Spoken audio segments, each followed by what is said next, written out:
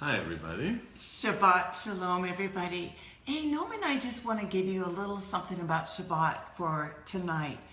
So many people in their mind or their vision, they think Shabbat is a solemn time. It's a time to be quiet. It's a time to stay inside. It's a time not to talk. You know what I'm saying, Noam? Yeah, but that is a religious spirit, actually.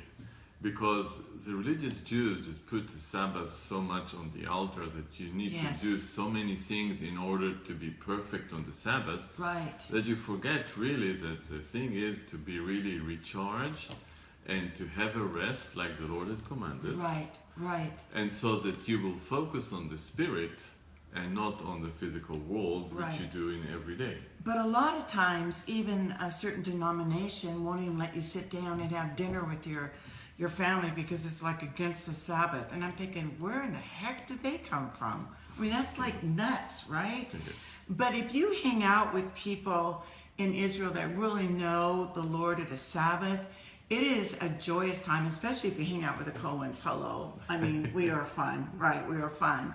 But today, the Spirit of the Lord just began to really share something with me about bringing forth the reality that He's the Lord of the Sabbath. Yes, as it says in Matthew 12:8, He literally says He's the Lord of the Sabbath.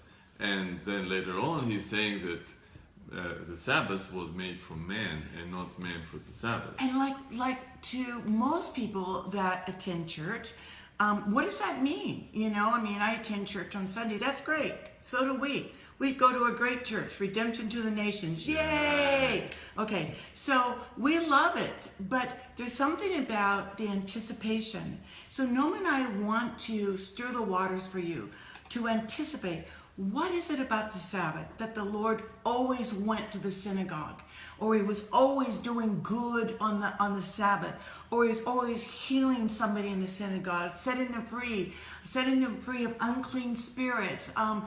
The crippled hand came out. The woman that was bent over, the lame man walked. I mean, I could go on and on. Yeah, but there is a reason why He did all this on the Sabbath. And also it's connected to the fact that He called the religious Jews blind. Let the blind lead the blind. Because their faith is so blind that they can't see that on the Sabbath, it's okay if you do good. Yes. But the religious spirit makes you so strict in your way of doing that even good you shouldn't do. And it's like when I think about that denomination, you can't even sit down and have dinner with your family. Are you joking me? Hello. Where in the world did that come from? But it's out there. Trust me, it's out there really close by here, us, okay? So I want to read Isaiah 61. And it says, the Spirit of the Lord God is upon me. This is Yeshua talking. Because the Lord has anointed me to preach good news to the poor. He has sent me to heal the brokenhearted. Okay, now listen. Tonight we enter into Shabbat. If you've got a broken heart, I want you to reach out to Him. Because He's going to reach out to you. To proclaim liberty to the captives. If you feel like you're in a prison and you can't break through, maybe it's family bondage. And you feel like you can't break through that obligation. You're obligated to what the family wishes. But what is God? What is the Spirit of the Lord telling you to do? To open up the prison to those who are bound. So many people can even sit in church and they're bound to go home and they're still bound. To proclaim the acceptable year of the Lord, the day of the vengeance of our God. To comfort all who mourn. Some of you are mourning. Some of you cannot get over grieving, but the Lord is wanting to hold you in this time, on this Sabbath, to console those who mourn in Zion. That's literally talking about people over in Israel, of all the things that happen that sometimes the church doesn't even talk about what's going on in Israel. To give them beauty for ashes. That's a promise to you. And the oil of joy for mourning, the garment of praise for the spirit of heaviness. I feel like I've been around more Christians lately that have got the spirit of heaviness. I feel like they've got this thing they're packing around. And the Lord said, I've come to set you free from that. I took all of that from you to set you free. You see, on a usual day when we work, I know it personally on me is that I'm just too tired to really focus on the spirit when I come back from work. So it's really on the Saturday, on the Sabbath, that's when you really can focus more on the spirit, because then you are free, you rest. Amen. And that is the time to focus on all those issues Yes. that you just read. But let me tell you some really Okay, good news. yes, ma'am. Okay, so now we from Isaiah, the prophet, speaking this about Yeshua. But now let's come to modern time. Even though Yeshua was talking about it. But let's go Akshav. This is now, right? No, Yes, Akshav. Akshav. This is a now word for you as you enter into the Sabbath. So it says in Luke 4, it says in verse 16, so he came to Nazareth where he had been brought up. Now think about it. All those people knew who he was.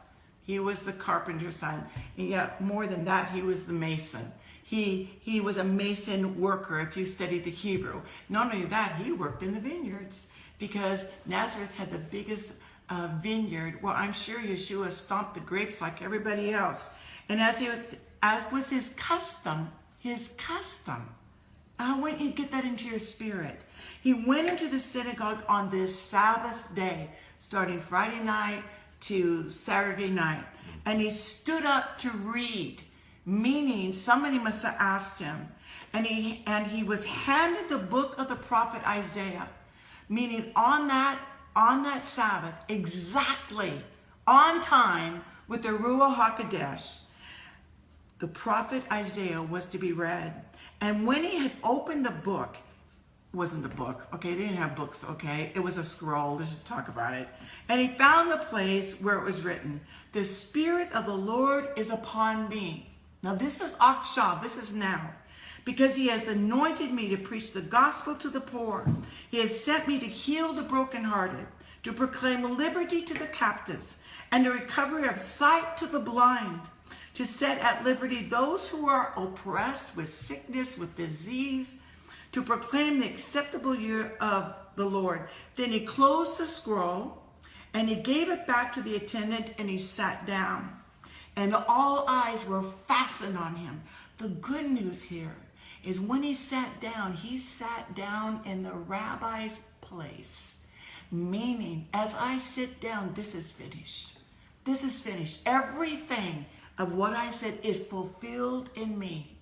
And if you receive that for this 24 hours, but even the next 6 days after this, that what he did was accomplished. And when he sat down, as he sat down at the right-hand side of God the Father Almighty, it is finished, it is done. Whatever you need for this Sabbath rest and this joy to be in your family, it could be reconciliation, it could be anything. Whatever you need, it's there for you. Yes, and you see here that Yeshua had actually declared his mission. Yes. And he saw it so clearly in the Bible, in those verses. So I see that on the Sabbath, we have the time to really focus on our mission. Yes. What are we to do? Yes. And that's why it's so important to have that rest. And Right. that's why in Genesis, the Lord sanctified that day and not any other day that we work. So this is the most exciting time to be able to say to you, expect, look to him, know that he has responded then, there, and now, as he did for his disciples. Are you a disciple? Are you a Talmud? Do you follow him? Is he your Lord? Then he's also your Lord of the Sabbath rest. Amen. Because unbelief keeps you out of rest, but belief takes you right into the eternal realm of total wholeness. Shabbat Shalom. Shalom.